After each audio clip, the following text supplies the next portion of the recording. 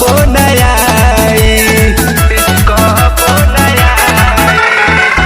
रौरे चरनिया में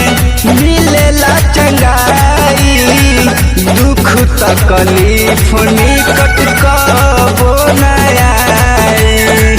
कवनो कोई बोली डाटी जाइब हम लड़ घर से निकलबे करब कवनो कोई बोली डाटी जाइब हम लड़ घर से निकलबे करब सुख अउरी संडे होते बिहान चरच जइबे करब